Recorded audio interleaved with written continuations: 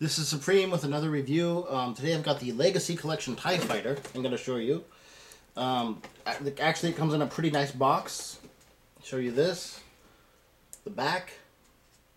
I'll read to you what it says on it. The TIE Fighter is the standard vessel of the Imperial Fleet. It's equipped with twin ion engine, microparticle accelerators, and hexagonal solar panels that provide speed and maneuverability. However, it has no shielding or secondary systems, so the pilot has little in the way of auxiliary support during combat. TIE fighters are organized into wings and deployed in large swarms to overwhelm with numbers as well as firepower provided by the two forward-mounted laser cannons. Okay, as you see here, I have it. This same TIE fighter has actually an interesting history to it of evolution. It started out the same bone white color with the same size wings in the late 70s, 77 or 78 when they released it. I've actually seen that box. Back then, as you see, right now, if you can see this, they have a TIE fighter pilot. They show how to put into the craft. They haven't come out with a TIE fighter pilot with this collection yet. In the original, when Episode 4 came out, there wasn't even a TIE fighter pilot. The box shows putting a stormtrooper in there. When Episode 5 came out is when they released the first TIE fighter pilot. So he had actually gray boots and gray gloves. Today they've just changed him to straight out black, but I think he's the same mold as the Power of the Force and the Power of the Force 2 TIE fighter pilot. This fighter, actually, Kenner and LucasArts kind of overwhelmed everyone in the 80s with Star Wars, and it kind of died out till the early 90s when Timothy Zahn wrote his books. Also in the early 90s, I believe it was 91, Hasbro bought out Kenner. They got all the rights to the Star Wars stuff. They kept a lot of the molds. Now this was really released in 95 and I think again in 97. The difference was the cockpit change. It opened as a double cockpit. You kind of turn a knob and both parts of it opened. You could fit your TIE fighter pilot inside. Also, the original had a very annoying sound to it.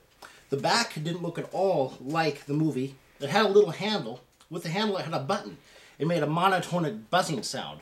Now, the Power of the Force line, they kept that handle, but it lost all its electronics on it. Thank God. That buzzing sound was horrible. It actually degraded the TIE fighter. It was also released in the Saga collection and the OTC line, still in the blue color. But when the 30th anniversary came around, they completely redid the sculpt, the back of the sculpt. As you see now, it looks much more like the movie. It has a diamond-shaped back. And also, they went back to the original bone white color than it was in the movie. I wish they'd do the same with Vader's tie. I wish they'd re-release that in the bone white, but anyway. But they kept these short, stubby wing panels on it. Yeah, it wasn't promoted very well on the 30th anniversary because there was a much better TIE fighter that's supposed to be more movie accurate that was released, and they just basically reboxed this again and re-released it. Also, at the 30th anniversary, they changed the cockpit from that double swing door thing to they have more of a monotone door that opens. They've actually changed this since the 30th anniversary. It's a little harder to open now. They've redesigned the cockpit and I don't like it. I'll give you a good look at the interior. You can see that. And also, the wings pop off this thing. They've popped off since the beginning. Even in the old commercials. You can pull up the old commercial on YouTube. They've got Luke Skywalker X-Wing fighting this thing, and supposedly he blows it up, and they pop the wings off, simulating it explodes in battle. This TIE fighter, a lot of people are going to criticize it because the wings are obviously too small. I'm not going to deny you there.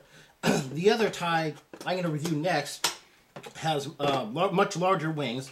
But the thing that's good about this TIE fighter is it scales well to other vehicles. I've got a lot of Imperial and Rebel vehicles. I've got the old school TC X-Wing, the 30th anniversary Y-Wing, it scales to.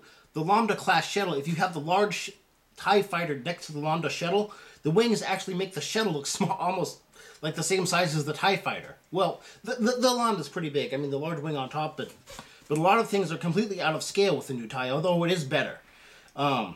So this TIE is going to lose points because it looks movie inaccurate, but for scalability with other vehicles, it works great.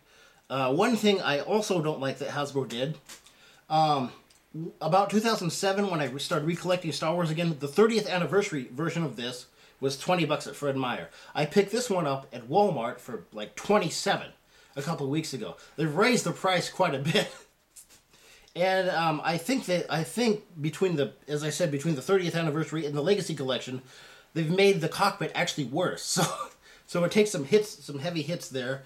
And also, I'm going to criticize Hasbro. They haven't released the TIE Fighter pilot since the OTC. Now, they did re-release him with the 30th anniversary TIE Interceptor from the 181st Squadron. I have that.